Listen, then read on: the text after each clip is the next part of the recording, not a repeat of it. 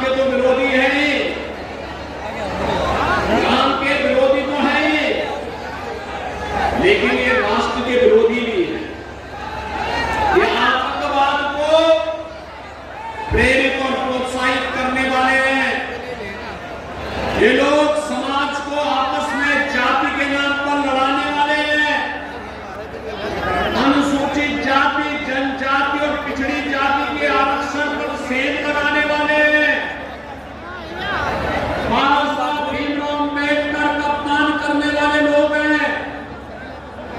और बहनों भाइयों, तुष्टीकरण की नीति पर चल करके भारत के अंदर इनके द्वारा जो खेल खेला जा रहा है, यह भारत को अस्थिरता और अराजकता की ओर धकेल देगा। बहनों भाइयों, ये वही लोग हैं जिन्होंने भारत के सामने, भारत के नागरिकों के सामने, भारत के युवाओं के सामने पहचान का संकट खड़ा किया था। ये वही लोग हैं जिन लोगों ने देश की सुरक्षा के लिए खतरा पैदा किया था। ये वही लोग हैं जिनके कारण आतंकवाद और नक्सलवाद तेजी के साथ देश के अंदर फैला था।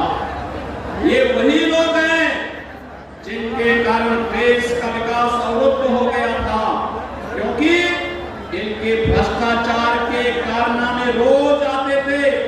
सुबह उठते ही पहला समाचार नया भ्रष्टाचार का देखने को मिलता था और सायकाल होते होते कई आतंकी वारदात की खबर आती थी। ये नित्य की खबर थी कांग्रेस सरकार के समय में। और बहनों भाइयों, हमें नहीं भूलना चाहिए, गरीबों के हकों पर डकैती डालने वाले ये लोग हैं। याद करिए, यही गोंडा चुनाव है, खाद्यान्न घोटाला हुआ था और खाद्यान्न घोटाला का समाजवादी पार्टी की सरकार थी, उस समय खाद्यान्न घोटाला हुआ था। बहनों भाइयों, इन लोगों ने गरीबों के राशन पर डकैती डाली। इन लोगों के द्वारा नौजवानों की नौकरी पर डकैती डाली गई। इनके कारण बेटी और व्यापारी की सुरक्षा खतरे में पड़ी थी। इनके कारण देश के अंदर अराजकता का वातावरण पैदा हुआ था और ये लोग भारत के विकास को बाधित करने वाले लोग हैं। बहनों भाइयों, दूसरी तरफ मोदी जी के नेतृत्व में राम भक्तों की टीम खड़ी है। राम भक्त के लिए देश भी शुरू करी है। राम भक्त के लिए जनता जनार्दन की सेवा ही महत्वपूर्ण है। राम भक्तों के लिए आत्मनिर्भर और विकसित भारत बनाना महत्वपूर्ण है। और इसलिए राम भक्तों ने एक झटके में, देश के अंदर आतंकवाद की समस्या का भी समाधान किया, नक्सलवाद की समस्या का भी समाधान किया और दुनिया के अंदर भारत का सम्मान भी बढ़ाया है।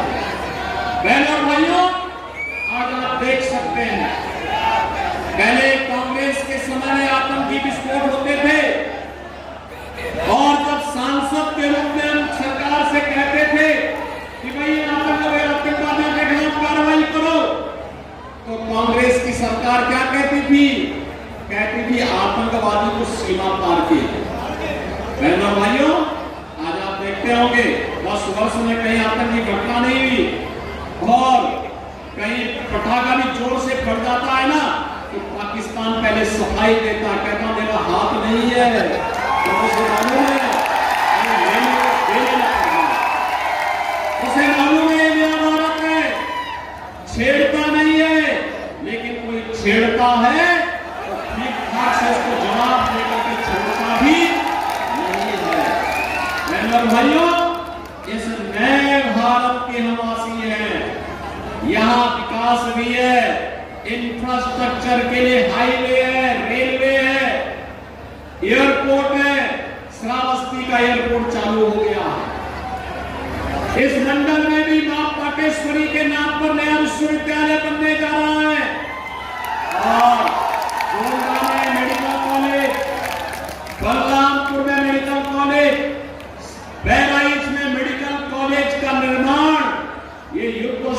नहीं पूरा हो चुका है या फिर युद्ध स्तर पर चल रहा है। बहनों और भाइयों, याद करिए समाजवादी पार्टी की सरकार के समय यहां की सड़कों के क्या हाल थे। चलना दूर था, मुझे तो अक्सर देवीपाटन मंदिर आना होता था और गोंडा से जब मैं उतरता था तो मुझे 3.5 से 4 घंटे गोंडा से देवीपाटन पहुंचने में लगते थे। आज गत वर्ष में बाई रोड गोंडा से देवीपाटन गया। बहनों भाइयों, मात्र 45 मिनट में मैंने ये दूरी तय की थी, मात्र 45 मिनट। इस क्षेत्र में विकास तेजी के साथ हो रहा है। हमारे सांसद, हमारे विधायक जो भी प्रस्ताव लेकर के आते हैं तेजी के साथ वो आगे बढ़ रहे हैं। और यही नहीं, गरीब कल्याणकारी योजनाओं की लंबी फेहरिस्त है। 80 करोड़ लोग फ्री में राशन की सुविधा का लाभ प्राप्त कर रहे हैं। कांग्रेस और सपा के लोग अब कहते हैं हम आटा और टाटा फ्री देंगे, हम राशन फ्री देंगे। अरे जब सरकार थी तब तो गरीब के राशन पर डकैती डालते थे, अब फ्री क्या दोगे? इन पर कतई विश्वास नहीं करना है और इसीलिए आए हैं।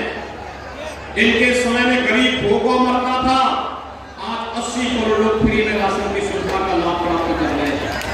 इनके समय में गरीब के लिए स्वास्थ्य सुविधा नहीं थी और अगर थी तो महंगी थी, कोई गरीब उपचार नहीं करा पाता था।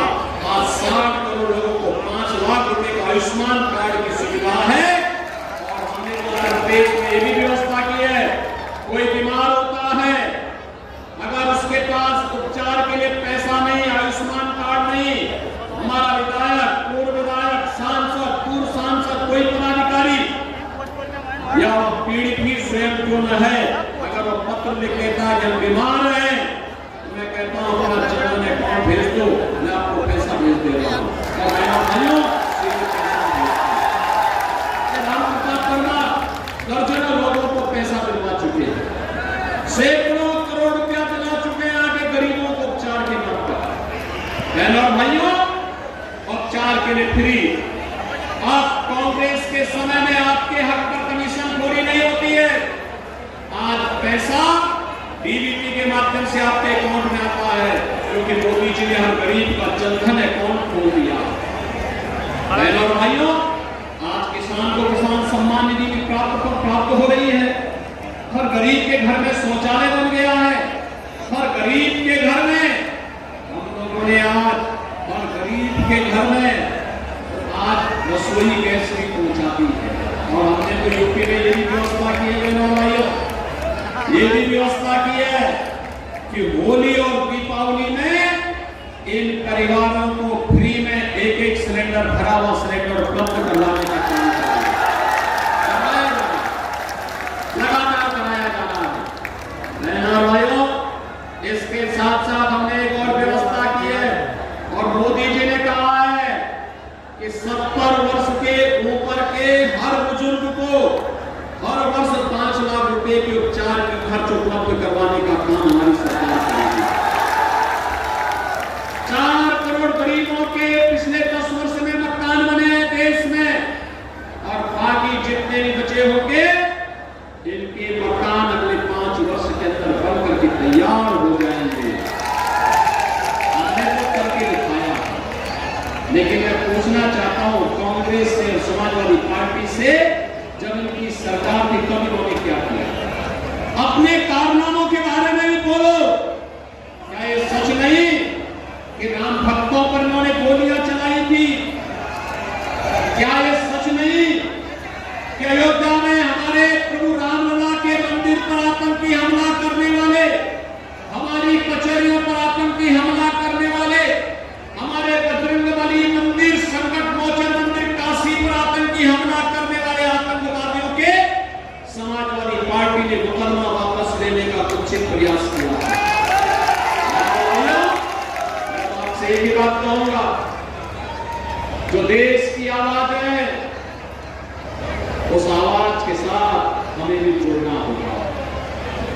और जिन लोगों ने राम के साथ द्रोह किया, ये चुनाव है,